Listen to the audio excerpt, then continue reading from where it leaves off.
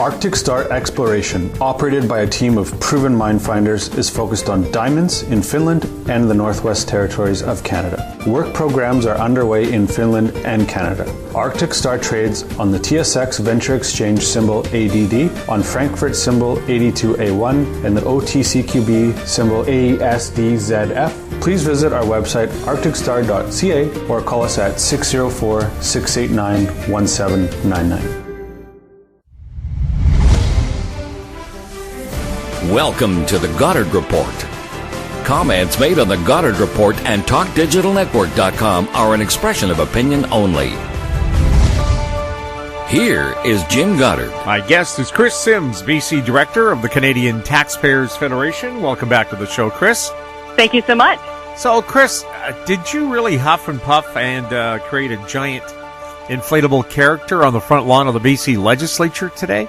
Yes, we did. The CTF has launched and inflated a 30-foot tall balloon. He is a monopolist. He is sporting an ICBC powder blue suit jacket with matching top hat, complimentary orange-colored bow tie, and matching pants. He even has the ICBC name emblazoned on his fancy top hat. We call him Baron von Fenderbender. He is there to represent the monster that is the monopoly of ICBC. He's taller than King Kong, and some would say scarier too. And so we did this in order to send a very strong message to the politicians who are in the building behind him that ICBC is no joke. It's not a laughing matter. And especially now that a lot of BC drivers are feeling the pinch of ridiculously high gas prices, a lot of us are planning our summer plans, trying to get over to the island, trying to drive up north, trying to head over to the Okanagan. The fact that we pay the highest insurance rates in all of Canada just adds insult to injury. And so we wanted the politicians to change it. We want politicians to break up the ICBC monopoly and give BC drivers a choice. So in classic CTF fashion, we had a big stunt on the front lawn. Beautiful day over here in Victoria, and we inflated a gigantic monopoly balloon. Now, why are insurance prices in BC so much higher than they are in places like Ontario and Alberta? So great question. Obviously, there's many different factors that have led to the ICBC dumpster fire. You know, taking a whole bunch of money out of it certainly doesn't help. But then also, it's really just a government-forced monopoly that's been around since the 1970s with no competition. And as we know, without any competition, with just a big government-forced monopoly, you're not going to have innovation. People aren't going to improve on their service, and you're going to wind up just wasting a whole bunch of money, which is why we're at where we're at. Now, a lot of folks on the ICBC side say, oh, we have fancy cars. The cars are changing. Things are expensive here in BC. Well, there are super fancy cars in Calgary and Montreal, too, and they're not paying through the nose. And so, to give you an example, if you've got a couple, they're 45 years old, and they're living in Langley, and they've got a learner driver in their home, they're paying about $700 more for their auto insurance per year than the identical family would in Calgary. It's outrageous. And the reason for that, of course, is because drivers in Alberta can actually shop around and compare prices. Now, how would you propose they get rid of ICBC? Would they get rid of it totally? Will it be a hybrid? What do you imagine if they did fix this? It's not a dumpster fire. It's more like a forest fire. Right. So a lot of our supporters want it gone completely. But we also know that some BC drivers, for some reason, are attached to it. So fine. So we've come up with what we like to call the Goldilocks solution. Change ICBC into a co-op, similar to a credit union. So it's owned by the BC drivers who actually choose it. Some folks like that form of insurance. Fine. Change it to a co-op, similar to a credit union, and then open it up for competition. That way the rest of us who want to shop around for our own auto insurance and try to bundle and save money, we can do that. And a nice added bonus to that is if you change the structure of ICBC in that way into a co-op, that would shield it from politicians in the future. Politicians and MLAs would no longer be allowed to use ICBC as a cash machine to paper over their budget deficits. So we think that's a win-win scenario. Now, have any of the political parties commented on your giant ICBC Vaughn ripoff guy? We're really happy with him. He looks fantastic. I didn't hear from any MLAs yet, but we're very encouraged with the fact that the leader of the BC Liberals, the leader of the official opposition in Victoria, has already come out saying that we need to end the ICBC monopoly. He's already said that this is a throwback from the 1970s. It's basically like driving around a bright orange Pinto. And he wants to see competition. So we're really, really encouraged to hear that. Anytime that we can improve lives for British Columbians, especially save them money, we're happy if any party wants to sign on to do that. And so far we've got from it what it sounds like, the encouragement from the BC Liberals. I'd love to hear what the Green Party has to say. They've already said previously that they're open to the idea of competition for ICBC. No such luck yet from the NDP, but we'll stay tuned. We'll have more with Kris Sims right after this. Avon Resources Limited is a gold exploration company with significant projects in British Columbia, Saskatchewan, and the Yukon. Trading on the TSX Venture Exchange, symbol ABN, and the pink symbol ABN-AF. Surrounded by world-class gold deposits and mines, Avon's 23,000 hectares Forest Kerr Gold Project is located in the heart of the Golden Triangle in northwestern BC. For more information, visit us at avonresources.com. Media recognition from Bloomberg, Reuters, recycling trade publications. Patented process for 100% recovery of critical metals, including cobalt, lithium, nickel, manganese, aluminum. American Manganese is focused on recycling lithium-ion batteries for electric vehicles. American Manganese trades on the TSX Venture, AMY, the US, AMYZF, and Frankfurt 2AM. For more information, visit AmericanManganeseInc.com or phone me, Larry Ray, at 778-574-4444. Welcome back. We're speaking with Kris Sims.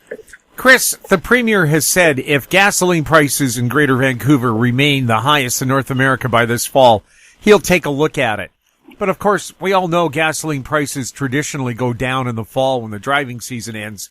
Is this a disingenuous look at a problem that is really affecting families? We think that this is really just a way of politicians to kick the can down the road, and it's partially infuriating to hear politicians like the Premier say, wow, look at these high gas prices. This is outrageous. How could we possibly get here? Well, number one, the Premier, if he wants to find the culprit for these high gas prices, needs to buy a mirror. And then he needs to look into that mirror, and he'll find him. You know, Premier John Horgan, pretending to be mystified as to why we have high gas prices in British Columbia, that's like the Hamburglar trying to wonder who burgled the hamburgers. That's him looking around saying, oh my goodness, what's possibly happened here? We know what's happened here. They're restricting access to gasoline by restricting the pipeline expansion. They've declared war on oil and gas in many jurisdictions in BC. They've picked a fight with Alberta, and they keep jacking up gas taxes. So voila, we have the highest gas price in North America. And what's super weird is that premiers like Premier Horgan and leaders like Green Party Andrew Weaver, they want gas to be expensive.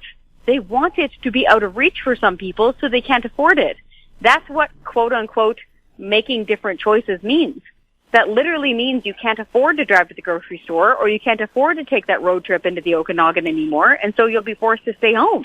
That's what that means. So for these folks, ideologically, high gasoline prices are a feature. They're not a bug. So for them to pretend that they suddenly care about the high price at the pump is really frustrating. And frankly, I think BC voters know better. Well, I think I saw a story as well where the Premier said, oh, if we had an inquiry into the price of gasoline, one thing that you won't be allowed to look at is taxes. When we know that's the big difference. It's not supply. Studies have just found out the manufacturers of the gasoline are not gouging at the pump. It's a matter of taxation and lack of supply because there's no pipeline. Yes, exactly. And so for them to say, oh, we're going to write a letter, we're going to do this, they're wasting our time, they're wasting our money, and they're frankly insulting our intelligence. Politicians can do two things to reduce the price at the pump. They can cut taxes, and they can quit blocking the pipeline that delivers the gas. They know this. They're very intelligent people. They're not stupid. They're just hoping that British Columbia voters are. And they're hoping that we won't know what exactly has caused the high price in gas. Again, these guys got to grab a mirror, and they need to quit wasting our time. Taking a look at the federal by-election in Nanaimo, the Greens won that, walking away. Is this a case, do you think, that people are becoming disaffected with the traditional parties? You know, it could very well be. From what I understand, the candidate was also very well connected with the NDP. And so it could be a variety of factors that cause people to come out and vote for the Greens. What I'm really interested in is what you point out. I'm curious to see if this means that people are now switching to different forms of parties. Maybe they want to hear different things. Maybe they want a different method. It's a really great question. From our perspective, we are a bit concerned because, of course, the Green Party are the ones who keep declaring war on oil and gas. They're the ones that keep thwarting things like pipeline expansion. They're the ones that keep going after the energy sector in Alberta and in Saskatchewan, and frankly in many regions here in BC. You know, the place like the Energy Patch, it employs so many Canadians. It creates billions, with a B, of dollars for Canada. And to hear the Green Party constantly railing against the lifeblood of our modern world and economy is very concerning. And so, you know, we respect voters coming out and speaking. That's great. We'd like to hear the Green Party change its tune. Do the Greens have any economic plans? It seems to me, I mean, Weaver's nickname is Dr. No, because it doesn't seem like he's in favor of any kind of economic development that would create jobs in British Columbia. Do they have a plan to keep the economy humming along if they kill oil and gas? I haven't seen any plan that would qualify as that, no. The idea that somehow we could replace our oil and gas with wind and solar is a fantasy.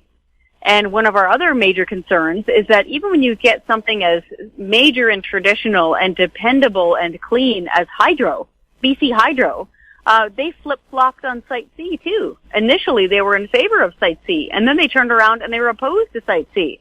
Well, where do they think they're going to be getting all of that energy to plug in their favorite electric cars? We need energy in this province. We need energy in the modern world. And if they're going to oppose it every single time we turn around, where do they think this is going to come from? We can't start getting into some weird experimentation like they had in Ontario, where we get very, very, very small producers of energy being paid very high prices, because then we're going to wind up with hydro customers getting completely ripped off like they were in Ontario. So I really wish the Green Party would figure their energy policy out clearly. We'll have more with Kris Sims right after this. Hi, I'm Douglas Mason, President and CEO of Rainy Mountain Royalty Corp., RMO, on the TSX Venture Exchange. Rainy Mountain Royalty Corp. is a Canadian-based mineral exploration project generator. The company currently holds multiple property interests in Ontario with joint venture partners and is seeking further joint venture partners for other drill-ready properties in our portfolio. For more information, please visit our website at rmroyalty.com or call me at 604-922-2030. Don't miss out. Stay informed. Receive the HowStreet.com weekly recap with thought-provoking podcasts, radio, and articles delivered to your inbox. Sign up for the HowStreet.com weekly recap on our homepage at HowStreet.com. Welcome back. We're speaking with Kris Sims. Kris, a study found that half of the 16 million Canadians who call government call centers every year cannot get through. Is that a problem that needs to be addressed? So we think so, because frankly, accountable government is one of the pillars of our democracy. It's one of the bedrocks, really, when you think about it. And so folks need to get information when they need the information. Now, maybe they need to figure out a way of saying, hey, you're in the queue, we can call you back, like we see with some other forms of service providers.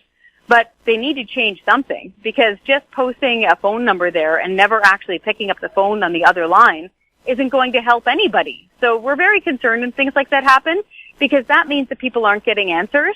But what I would encourage people to do, anybody listening right now that is trying to get through, okay, call your member of parliament.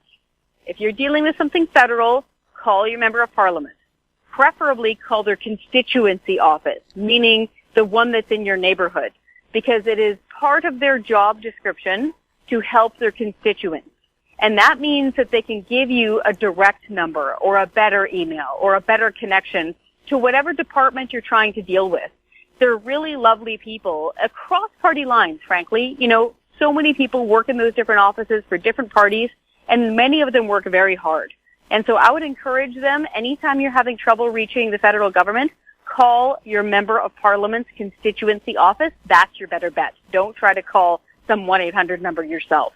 Now, I recall from a few years ago, if you did get through to a government call center, especially Revenue Canada, they gave you, in so many cases, the wrong advice. Right. And when it comes to taxes, that's the last thing you need. Yeah, don't call Revenue Canada for tax advice. That's like trying to ask the fox which chicken tastes best. You know, just don't do that. The best thing to do is to contact your own financial advisor if you have one, or again, call your local member of parliament, and they often have very good advice, not on taxes themselves, but on where best to call. So I would strongly encourage folks to actually call a financial advisor themselves. Don't try to call the CRA, because even if the person on the other end of the line means well, and they very well could, quite often you'll get 3 different answers if you make 3 different calls. So always go with your own advisor. Kris, anything else you want to pick up and chat about today? The main thing I would really encourage people to do is, again, across party lines, always pick up the phone. Always make that email. Because no matter what party you vote for, that MLA or that member of parliament or that city councillor, frankly, they work for you. And it's okay to give them a call. And if you call them or email them, that means that they automatically think that about 100 other people feel exactly the same way you do. That's a big deal. And that's how we can get politicians to change. Kris, thank you so much for chatting with us. Thank you so much for caring about these important issues in BC. My guest has been Kris Sims, BC Director of the Canadian Taxpayers Federation. Her website, taxpayer.com. If you have any questions for Kris or any of our other guests, you can send them to info@housestreet.com. I'm Jim Goddard. Thanks for listening. Comments made on the Goddard Report and TalkDigitalNetwork.com are an expression of opinion only. The Goddard Report is available online and mobile at TalkDigitalNetwork.com. The Goddard Report is a production of House Street Media Incorporated.